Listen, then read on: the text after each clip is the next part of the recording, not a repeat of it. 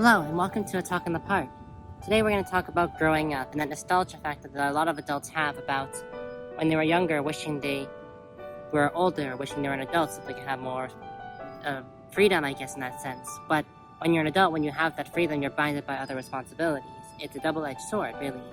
Growing up gives you the chance to do different things, like purchase your own things on your wants. You don't have to rely on your parents for all that sort of thing. You can do what you want. You don't have to be told what to do. Problem is that the money doesn't just come from nowhere. You don't have infinite money to spend. You have to make that money yourself. You have responsibilities like academics, like in school environments or working environments to get money, which is the end goal of it all, to eventually basically buy your freedom in some sense. You are buying things you do, but you have to work towards it and you have to work for it. When you're a kid, you're a bit blinded to that aspect. You think that it's all fantastical because you get to choose what to do. You get to boss people around when you're an adult. When you're a kid, you can't really do much on your own. It's like there's a lot of factors involved in terms of what you can do. But at the same time, when you're a kid, you don't have a lot you need to do. Well, in some sense, obviously there's circumstances where even as a teenager you have to work and make your own money because there's different circumstances there. But the general idea is that when you're younger, you actually are a lot more ignorant of the types of things you have to do in life. So there's a bit of a thing where it's like you don't want to grow up too fast. But when you reach that point, you do have to grow up and be responsible. But the main factor I want to talk about was the idea of growing up, maturing in a sense. What does that actually look like? Well, it means taking accountability and maturing as a person. You've gone past your younger traits and potentially you've become a different person now. Theoretically, you've changed personality based on the different things you've done in your life, and understanding that as how you express yourself is a big factor. For myself, when I was younger, I was a very anxious person, always worrying about the worst possible scenario, trying to figure out what to do in that sense. Always scared about different things, didn't want to try new things, want things to stay the same. And while there's some sense of anxiety still there, because I'm still scared of bad outcomes to happen, I'm not nearly as inhibited or debilitated by that. I don't feel like I'm stuck or feel the need to avoid things from happening simply because I'm scared of them from occurring. I am a lot more assured of myself, assertive in that sense, and confident, which is really good for me, honestly. So in the personality department, I've definitely matured in that sense. I understand the world a bit better, and I've had more years to actually gain that. And still pretty young. I'm not like a fully grown cerebral adult in that sense. I'm not like galaxy brain, like the master best adult by any means.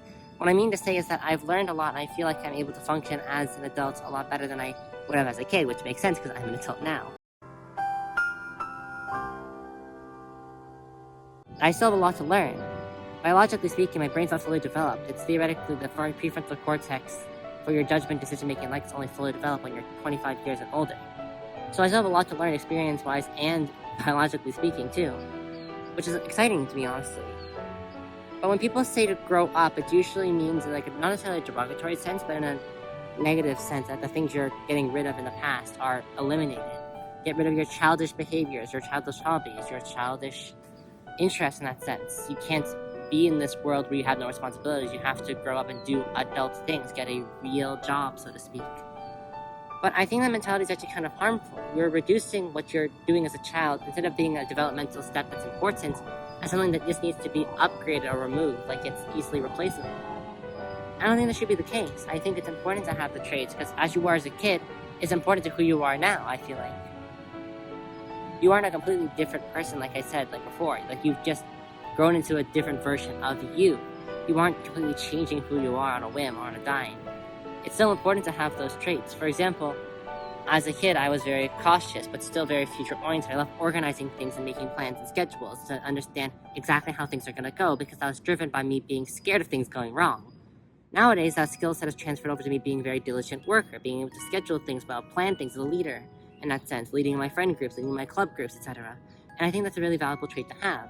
Without that predisposition when I was a kid, I wouldn't have had that now. Another aspect of the growing up argument is that when people have hobbies that are childish in that sense, like playing with certain toys or saying certain things or being friends with certain people, yes, it's good to move past things like that, but at the same time, you don't have to get rid of it entirely. I find the argument that some things are truly only for kids is very derivative. But if something truly does bring you joy, like a certain TV show, a certain toy brand, or something that you like to find happiness out of, video games, people saying video games are childish is really frustrating because it's still a form of entertainment like TV and movies. It's just deemed a stigmatization based on because it was originally branded like a toy in the 1980s. And even then, I feel like it's difficult and really frustrating when people judge each other on that sense.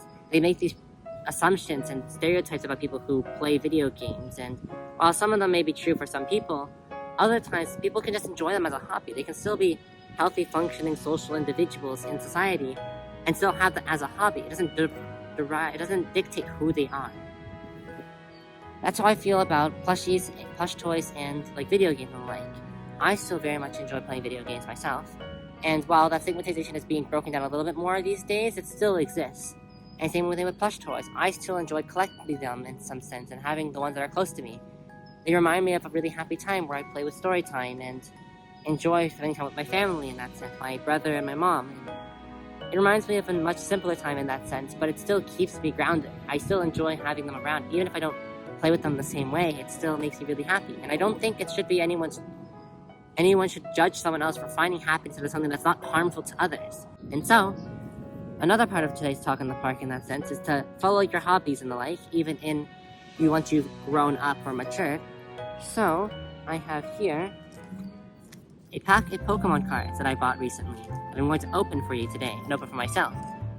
Granted, Pokemon cards have gone a bit more expensive than they were before. That's just a brand of how the companies have evolved, I guess, and the greed of distributors. But we're going to open the pack together and enjoy a hobby that I once really partook in. I still have all my Pokemon cards, and I still really enjoy them, honestly. But today we're going to do the hobby now, together. Words are hard. Anyways, so we got the Scarlet and Violet Journey Together. I think it's one of the newer sets from 2024-2023. First, we're going to remove the QR code thing here, which has the Pokemon TCG. I guess if you really want to, I'm not going to redeem it. If you're ever watching it and you want to redeem your code on the app, here is the code now. You can use it. I'm not going to use it because I don't play the game there. Our first card is Sprigatito, very cute grass type starter from Gen 9. We have Drampa, got a cute little, the dragon art there, it's pretty nice. Next card, Durant. So Pokemon TCG has this weird thing where their types are all just very generalized, so it says like grass here, but Durant is a bug type.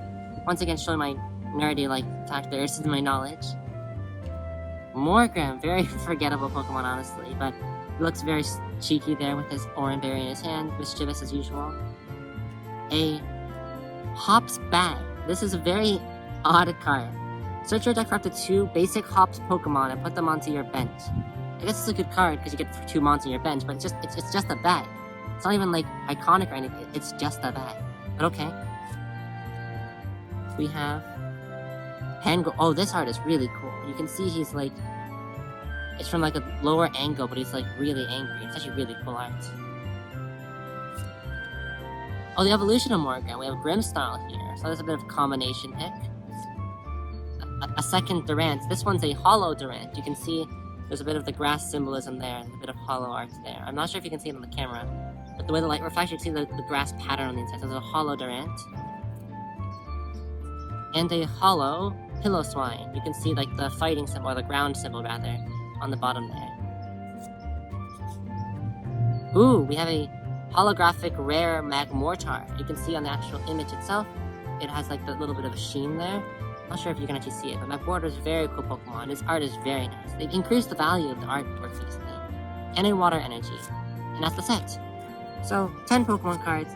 The price was a bit egregious, honestly, considering. But I had a lot of fun, and these cards are really cool. I really like the art of it. And yeah, so that's been a talk in the park today. So basically the bottom line is don't be afraid of pursuing the things you enjoy doing. I think it's really important not to judge others either in that sense. Just keep an open mind, and growing up shouldn't have that same one-size-fits-all description for everyone. So, until next time, bye for now.